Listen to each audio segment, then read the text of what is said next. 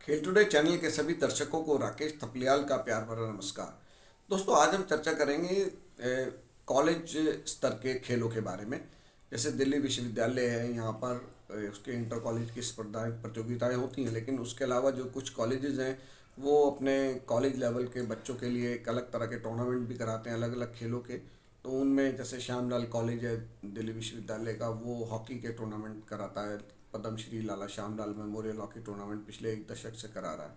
तो उससे खिलाड़ियों को, हॉकी के जो खिलाड़ी हैं उनको इंटर कॉलेज के अलावा, इंटर यूनिवर्सिटी के अलावा इस तरह के टूर्नामेंट्स में भी खेलने का मौका मिलता है। तो उनकी प्रतिभाएं अच्छी सामने आती हैं, और जो खिलाड़ी इंटर कॉलेज में मौका नहीं पा पाते उनको ऐसे टूर्नामेंट में बदल कर टीमें यहाँ पर खेलने का मौका मिलता है।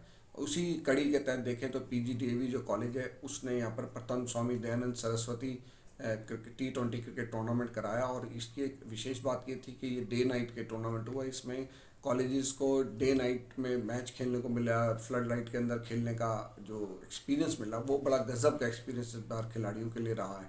इसके अलावा जो देवनगर में श्री गुरु नानक देव खालसा कॉलेज है, वो भी क्रिकेट का एक टूर्नामेंट अपना करा रहे हैं। तो एक अच्छी चीज़ दिल्ली विश्वविद्यालय के अंदर आई है कि जो कॉलेजेस हैं वो इंटर कॉलेज के अलावा अपने इंटर कॉलेज के ख़त्म होने के बाद या उससे पहले अपने जो टूर्नामेंट्स करा रहे हैं, उससे जो यहाँ के दिल्ली विश्वविद्यालय के जो खिलाड़ी हैं उनको अपनी प्रतिभा और क्षमताएं दिखाने का और मौका मिल रहा है, और इसके लिए मेहनत भी काफ़ी हो रही है। और इन सब के जो प्रिंसिपल्स हैं, कॉलेज की मैनेजमेंट कमेटी है, और जो इनके फिजिकल एजुकेशन के डिपार्टमेंट के प्रोफेसर्स हैं, असिस्टेंट प्रोफेसर हैं, एसोसिएट प्रोफेसर हैं, वो भी एक बधाई के पात्र हैं। क्योंकि एक उनके एक्स्ट्रा वर्क उनको करना पड़ता है, एक्स्ट्रा मेहनत करनी पड़ती है, लेकिन उसके बावजूद बच्चों को खेलों में बढ़ावा देने की जो उनकी मंशा है वो यहाँ पर सामने आती है। और इसी कड़ी के तहत अभी कुछ दिन पूर्व हमने जब पीजीडीएवी कॉलेज में गए, तो वहाँ पर जो पीजीडीएवी कॉलेज की ऑल इंडिया मैनेजमेंट कमेटी है उसके जो चेयरपर्सन है पद्मश्री से सम्मानित पूनम सूरी जी से हमने बात की। और वो ऐसे व्यक्तित्व मुझे नज़र आए कि जब मैंने उनका इंटरव्यू किया कि उनको देखिए शिक्षण संस्थान से जुड़े हुए हैं, लेकिन डॉक्टर पूनम सूरी जी को खेलों के बारे में भी बहुत जानकारी है, और इतनी डीप जानकारी उनको रही। और मुझे एक अच्छी बात उनकी ये लगी, जब हमने योग पे चर्चा की तो उन्होंने कहा कि लोग इसको योगा बोलते हैं, योगा नहीं बोलना चाहिए, ये योग है। तो मुझे लगा कि हाँ, ये व्यक्ति जो है खेलों के प्रति दिल से जानकारी रखते हैं, और कोई उनकी तैयारी नहीं थी, कुछ नहीं थी, सारी चीज़ें खेलों के बारे में उनके टेस्ट पर थी। पहले अभी तक क्या क्या चीज़ें हुई हैं, तमाम क्रिकेटरों के भी नाम उन्होंने गिनाए। और करंट जो क्रिकेटर पीजीडीवी से जुड़े हुए हैं, जो आईपीएल में भी खेलते नज़र आ रहे हैं या दूसरे टूर्नामेंट्स में अच्छा प्रदर्शन कर रहे हैं, उनके बारे में भी उनको जानकारी थी। और डीएवी संस्थान जो है कैसे खेलों को पूरे देश भर में बढ़ावा देने जा रहा है, आगे की योजनाओं के बारे में बात की। तो आइए आपको सुनवाते हैं उनके साथ बातचीत, और निश्चित रूप से इस बातचीत को सुनने के बाद आपको ये एक भरोसा मिलेगा कि पीजीडीएवी जो शिक्षण संस्थान है वो कैसे अपने यहाँ खेलों को बढ़ावा दे रहा है।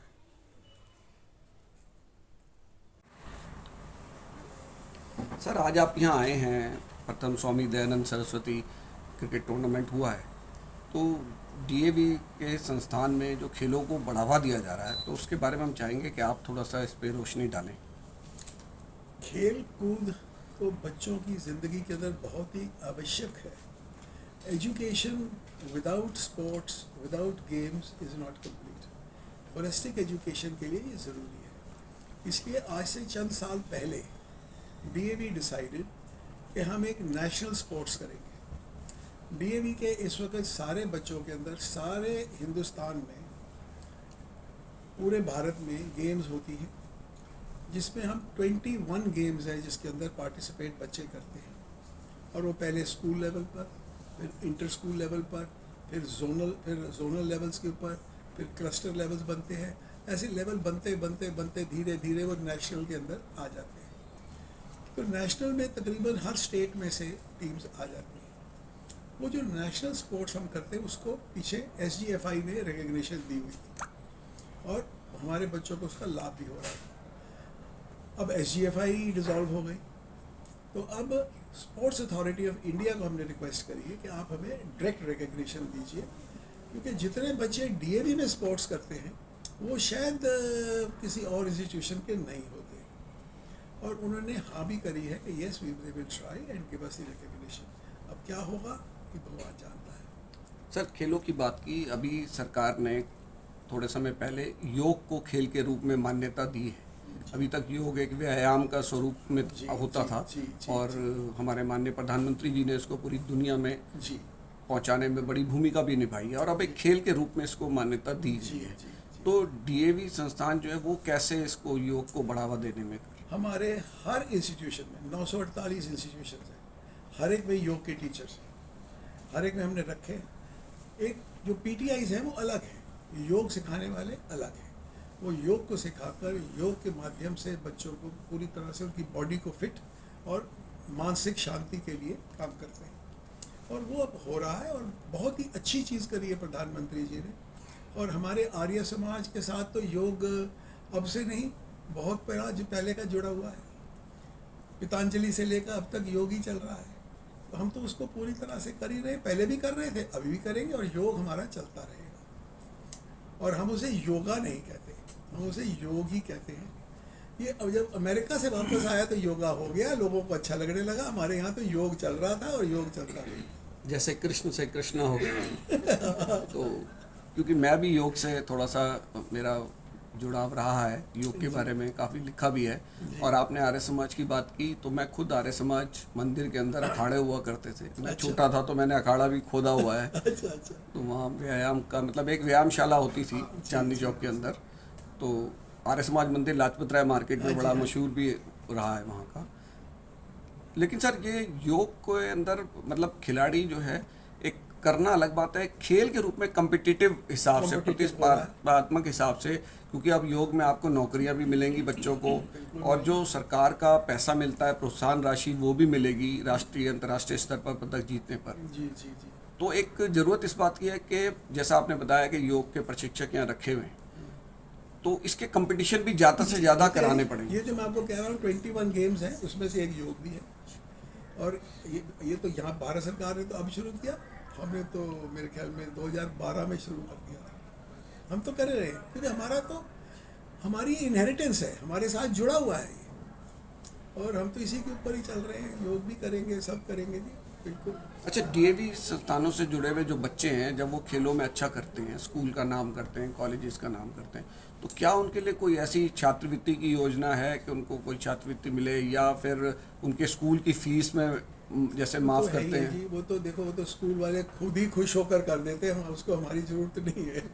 क्योंकि जैसे अब नीरज चोपड़ा है, अब ओलंपिक्स का मेडल जीत के आए, अब आपका ख्याल है उनके कॉलेज वाले उनसे कुछ मांगेंगे? वो तो दे रहे हैं लो। और ऐसे ही और भी जो बाकी के खिलाड़ी अच्छे हैं, सिर्फ नीरज चोपड़ा तो ओलंपिक्स चले गए, जो बाकी के भी हैं, जो नेशनल लेवल तक रह गए या स्टेट लेवल तक भी रह गए, उनको भी पूरा प्रोत्साहन देते हैं स्कूल वाले, कॉलेज वाले, इसलिए ताकि वो आगे बढ़े, नाम हो, नाम कॉलेज का भी होगा, स्कूल का भी हो। आपके कॉलेज का हमने मैदान देखा तो एक अच्छा लगा कि अच्छा एक मैदान है, जी जी वॉक करने के लिए ट्रैक भी है, फ्लड लाइट्स भी लगी हैं, और वो ट्रैक बड़ा स्पेशल है, हाँ जी बिल्कुल, आपने देखा बड़ा होगा, चलने बड़ा में भी स्पेशल आसान ट्रैक है। बना है। हाँ तो लोगों को प्रोत्साहित करता है वो वॉक करने के लिए भी, जो कि डॉक्टर आजकल बोलते भी हैं कि भाई आपको ओके। फिट और रहना है तो वॉक कीजिए। वॉक कीजिए, और साथ में मतलब स्टोन के ऊपर ना चले जी। उससे आपके नीज के ऊपर प्रेशर पड़ता है, इस पे नहीं पड़े। बिल्कुल, ये आपने बहुत अच्छा किया, क्योंकि मैं इसका बहुत टाइम से पता नहीं क्यों सरकारों ने जो है पार्कों के अंदर सब वो बना दिए पैदल चलने के लिए, सीमेंटेड या टाइल्स लगा दी, तो उससे वाकई में फ़र्क पड़ता है। हम खेल के हिसाब से अगर देखते हैं, क्योंकि खेल पत्रकार होने के नाते उसका असर पड़ता है, तो ये एक अच्छी चीज़ यहाँ पर रही है। और मैदान भी अच्छा है, लेकिन हालांकि कॉलेजेस में आजकल तो पार्किंग के लिए कई कॉलेजेस में तो ग्राउंड छोटे किए गए हैं। यहाँ कम से कम ग्राउंड पूरा रखा है, पार्किंग की जगह भले ही कम हो, लेकिन ग्राउंड पे उसका असर भी डाला है, ये एक अच्छी बात रही है। तो सर, डीएवी में आपका देखते हैं कि पूरे देश भर में है, तो स्टेट लेवल पे आप कौन सी स्टेट को देखते हैं कि जो ज़्यादा अच्छा प्रदर्शन खेलों में जिनका रहता है? खेलों में पंजाब का बहुत अच्छा है जी, क्योंकि वहाँ के शायद वैसे ही बच्चे भी ज़रा लंबे ऊंचे जवान होते हैं, और पंजाब बड़ा अच्छा फेयर करता है, झारखंड बड़ा अच्छा फेयर करता है, बिहार बहुत अच्छा फेयर करता है। अब की बारी हमारी 2 जगह नेशनल स्पोर्ट्स हुई, एक जलंधर में लड़कियों के लिए और लड़कों के लिए झारखंड में, रांची में। तो दोनों जगह की प्रदर्शनी बहुत अच्छी थी। ऐसे ही जगह जगह पर अब हम डीएवी के लिए जो कोशिश मेरी है कि हर स्टेट में मैं एक ट्रेनिंग ग्राउंड बनाऊँ, जैसे महाराष्ट्र में एक 16 एकड़ की ज़मीन अलग देख रख कर उसके अंदर एक स्पोर्ट्स की ट्रेनिंग ग्राउंड कि जो हमारे स्पोर्ट्समैन महाराष्ट्र में हैं उनको वहाँ पे बुलाकर उनको ट्रेन किया जाए और उनको पूरी फैसिलिटीज़ मिले ताकि वो आगे अच्छे स्पोर्ट्समैन बन सकें। ऐसे ही हरियाणा में यमुनानगर के पास एक 20 एकड़ का पीस इसी काम के लिए, एक स्पोर्ट्स की फैसिलिटी के लिए। तो हर स्टेट में मेरी कोशिश होगी, डीएवी इस वक्त 23 स्टेटों में है, तो 23 की 23 स्टेटों में मेरी कोशिश होगी कि अगर मैं कर सका तो सब स्टेट्स के अंदर एक एक ऐसी एकेडमी बनाए। ये जो स्पोर्ट्स के जो फील्ड्स ट्रेनिंग ग्राउंड बनाई जाती है ये खर्चे का माध्यम है, इसमें आमदन नहीं होती, क्योंकि जो अच्छा स्पोर्ट्समैन है, फुटबॉलर है, क्रिकेटर है, उसको तो लोग पैसे दे के ले जाते हैं, तो हमारे पास वो मुफ्त में क्यों आएगा और हमारे को फीस भी दे, ये नहीं होता। तो उनको तो लाना पड़ता है, इसलिए उतना ही कर सकते हैं जितना हमारे को परमिशन मिले पैसे के हिसाब से। सर, ये जो आपने ट्रेनिंग संस्थानों की बात की, कई प्राइवेट ने भी बनाए हैं, सरकार के भी चल रहे हैं, लेकिन एक अच्छा है शिक्षण संस्थान है, उनका बड़ा योगदान एक माना जाता है शुरू से ही। बच्चे को अगर वो अच्छे लेवल की ट्रेनिंग मिलेगी तो उसके जो कोचेज़ वगैरह होंगे, ट्रेनर्स होंगे, वो आप कहाँ से लाएंगे? नहीं, कोचेज़ तो जी अच्छे हैं, हमारे पास है भी, नहीं तो NIS जो आपका है पटियाला में, वहाँ से मिल जाते हैं। स्पोर्ट्स अथॉरिटी ऑफ इंडिया भी आपको ट्रेनर्स देती है, पैसे हम देंगे तो ट्रेनर्स हमारे पास आएंगे। ट्रेनिंग के लिए फैसिलिटी है, बच्चों को ऑनेस्टली ट्रेन कराना। एक होता है कि एक ट्रेनर है, बैठा है अपना, वो ये करो वो करो, एक होता है उनके साथ मिलकर काम कर मेहनत करके करता है, वो डिफरेंट होता है। अब आपके MS धोनी जी हैं, हमारे स्टूडेंट हैं रांची के, वो आज भी अपना जो स्कूल का उनका कोच था उसको साथ ले लेकर जाते हैं, तो उसके पैरी हाथ लगाते कि इसी की वजह से आज धोनी बना। ऐसे ही ये जो चीज़ें, कोच के साथ एक स्पेशल लिंक होता है और कोच को अच्छा कोच होना चाहिए। टीचर बहुत मिलते हैं, अच्छे टीचर कम मिलते हैं, और DAV की ये खासियत है कि हम टीचर को अच्छा टीचर बना लेते हैं। नहीं, वो यहाँ दिखाई भी दे रहा है। आपने जैसे खेल के 2 युवा टीचर आपने रखे हैं यहाँ पर, जो कि अच्छी मेहनत कर रहे हैं, सुबह भी मिल जाते हैं और शाम तक भी मिलते हैं यहाँ पर। नहीं, मैंने आज की हिस्ट्री, इस कॉलेज की तो हिस्ट्री है कि पहले भी यहाँ से बहुत नेशनल प्लेयर्स आए हैं क्रिकेट के, और अब फिर से दोबारा इनका शुरू हो रहा है। अभी मुझे एक बच्चा मिला हमारे मतलब भरतवाल के स्कूल में, जसोला विहार से, वो यहाँ इस कॉलेज में आया है और इस कॉलेज से अब वो IPL खेल रहा है।